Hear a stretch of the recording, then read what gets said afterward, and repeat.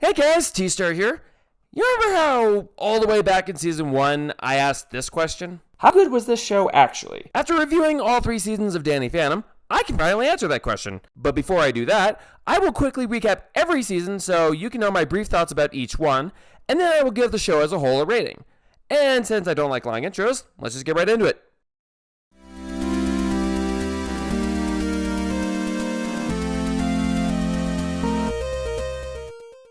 Season 1 was about as near flawless as you can imagine, with 18 good episodes, 2 meh episodes, and 0 fan-shared episodes. In addition to that, it had great world building, a good set of character development for our 3 heroes, along with introducing us to 12 different but memorable villains. And of course, Danny getting better with his powers as the series went on. While I do agree that the show got really, really good after bitter reunions, the first 6 episodes leading up to that, for the most part, were still really good in their own right. After I did that review, I knew it was going to be the best season of the show, but I'm perfectly okay with it since it turned out so well.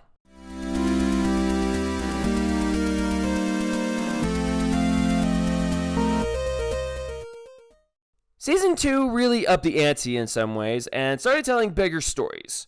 You know you're going big when the ultimate enemy is in your season. The stats weren't quite as good as season 1 with 13 good, 1 meh, and 3 fan-shareds, but it still was very enjoyable. 8 episodes in season 1 had something high school related going on with the story, but season 2 only had 2 of those types of episodes, but that's not a bad thing either way. This season also had some good world building and had many great opportunities for season 3 to capitalize on. They even wrote a good love story between Danny and Valerie in one episode. Season 2 started even better than season 1 did, but once I got to beauty marks, this season dipped in quality, but not soon enough to ruin it altogether. Although because of this, I can't say season 2 was quite as good as season 1 or excellent, but it's still really good.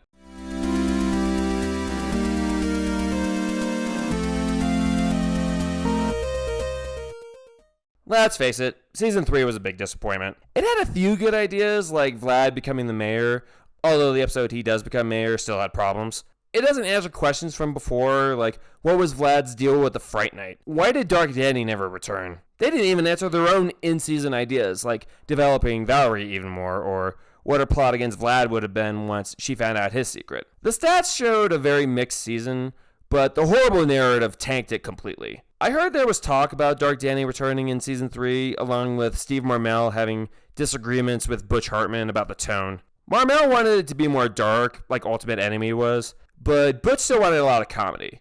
Because of this, and the fact Butch went over budget in season 2, which made Nickelodeon pull the plug on the show before Butch originally wanted to, really hurt season 3, both narrative-wise and single episode-wise. And that's it. So how good was Danny Phantom actually? Stats-wise, it shows a very good series with 37 good episodes, 6 meh episodes, and 6 fan-shared episodes. In addition to that, seasons 1 and 2 had very good narratives, along with having a ton of consistency.